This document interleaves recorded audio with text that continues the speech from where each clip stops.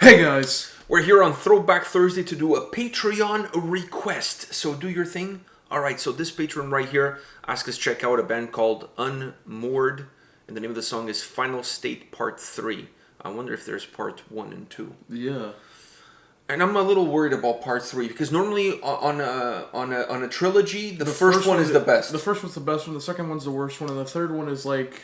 It's kind of like an in-between. Yeah. It's kind of pregnant. You know. And there's no such thing as kind of pregnant. I know, but if you look at Star Wars, for example, the original Star Wars, the first one was the best.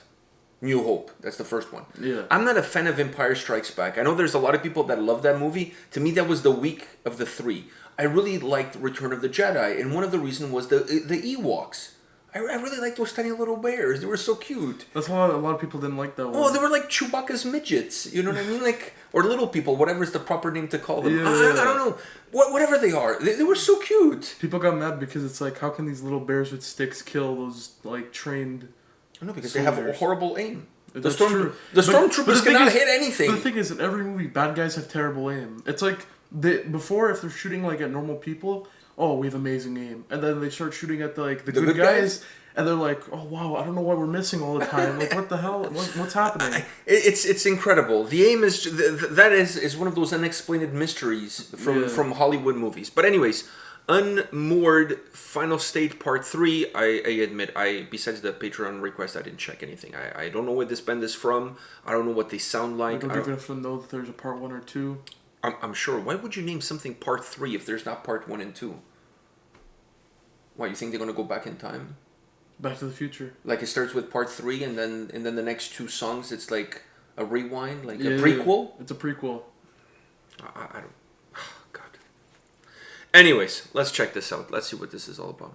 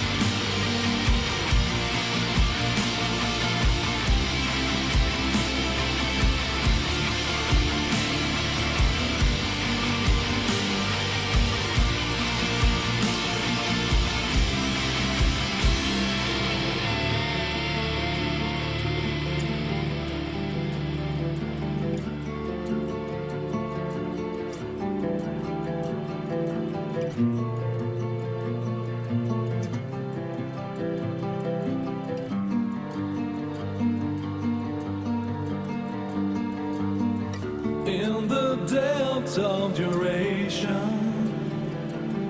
far away from a close, the extension of yet another ending shows.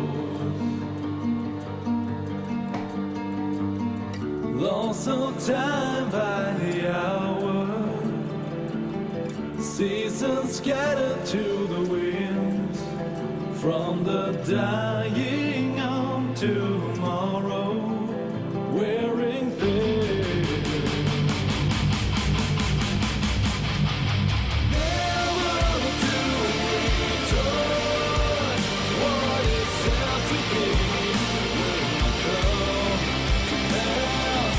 Time's no longer turn, what is yet to be will not last.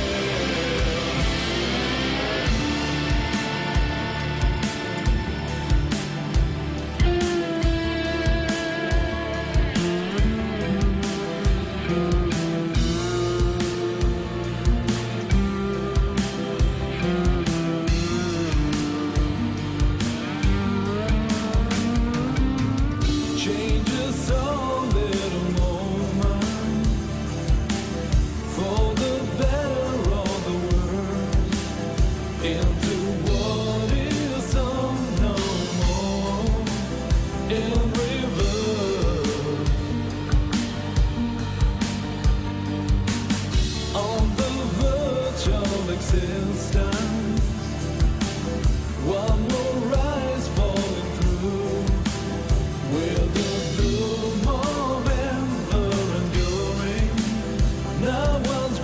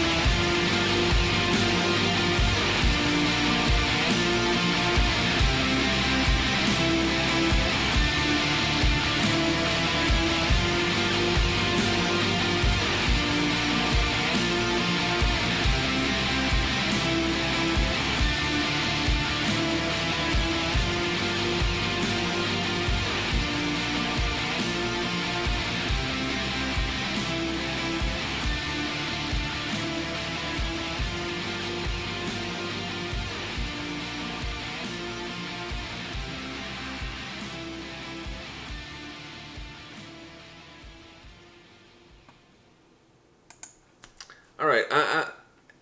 Let me start off just by saying this. One of the greatest guitar solos I've heard in a long time. One of the greatest guitar solos I've heard in a long time. This guitar solo was a mic drop. Just ends off the song too. Yeah, it's just beautiful way, beautiful spot to put that guitar solo in, and then lead into the closing of the track. But I want to hear your opinion. I have mixed emotions about this song. I really like the solo, and I really want to start off by saying that because I think the solo is absolutely incredible. But I have mixed emotions about this song, so I want to hear your thoughts before I give my piece. I mean, that beautiful, beautiful guitar melody, just acoustic guitar melody going throughout the whole song.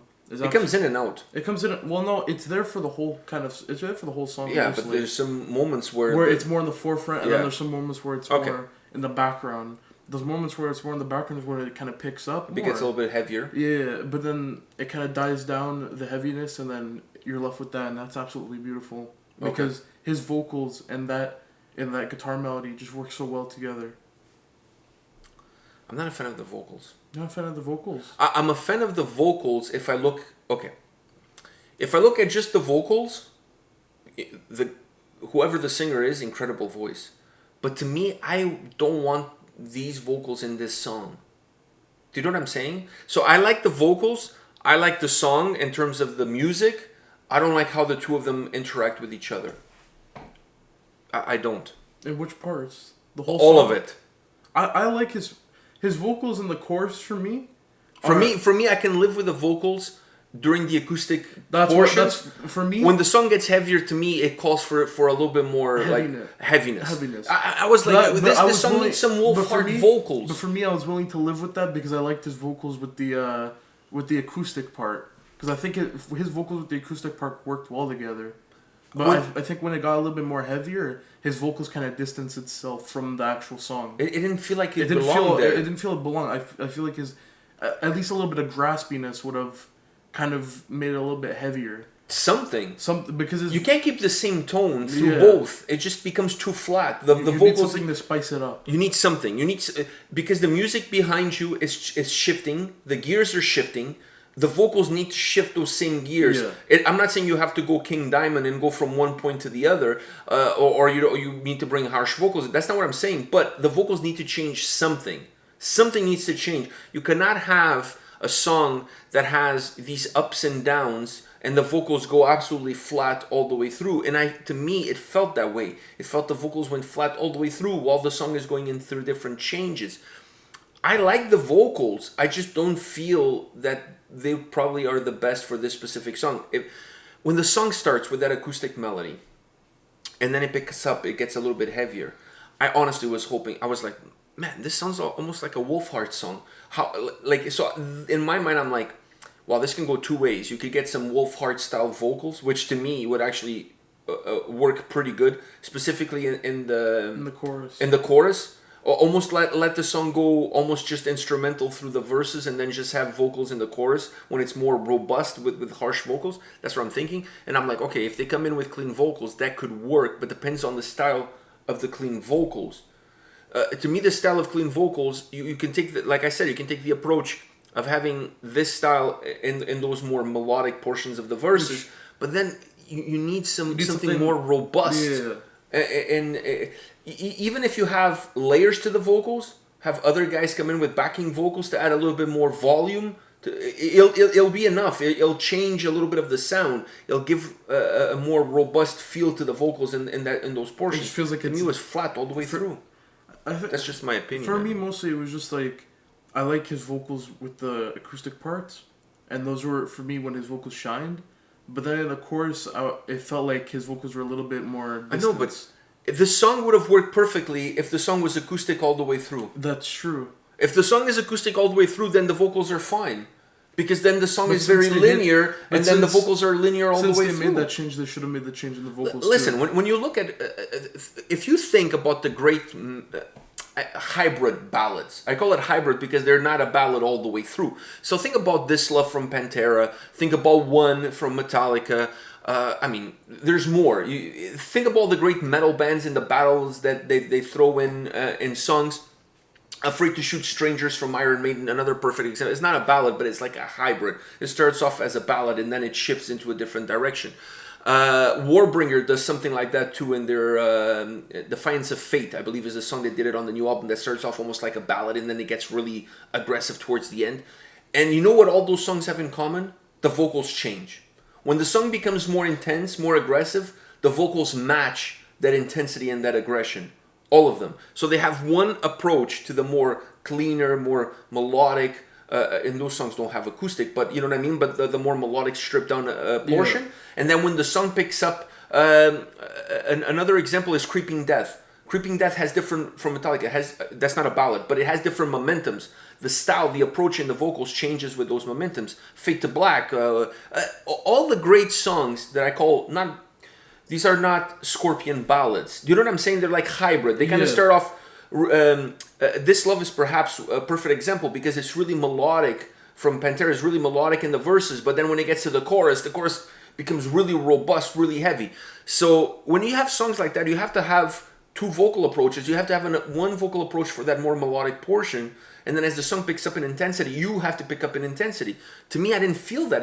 To me, felt like the vocals were linear all the way through, while the song has those peaks and valleys. That's why I say I like the vocals, I like the song, but the two don't seem to go together.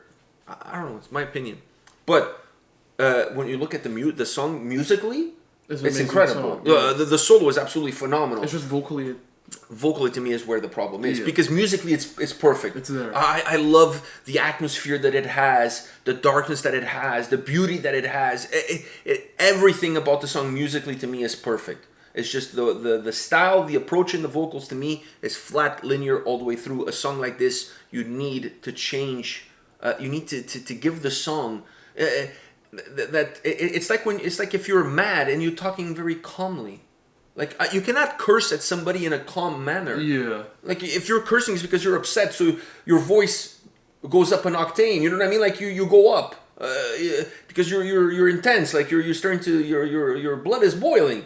You can't talk calmly and tell the guy off. It just doesn't work. You know what I mean? Because the guy's just gonna start laughing. Yeah, like what the hell's wrong with this guy? Like you cannot. Is he mad at me or is he just confused? Yeah, because as people, like your voice, your tone changes depending on the emotions that you're trying to transmit. So you can't. Nobody has an even keel all the way through. Like if you lost somebody in your life and you're talking about that loss, you don't talk the same way as when you bought a brand new pair of shoes that you've been wanting to buy for a long time. The emotions are different, so your tone changes with those emotions. Here I felt the tone was the same all the way through, regardless of the changes in the emotionally changes of the song musically. All right, that's my take. And that's why I get paid the big bucks. Yeah. By no one. By no one. Said nobody. All right, guys. This is it for this Throwback Thursday. Come back tomorrow. We'll have more videos for you. See you guys. See ya.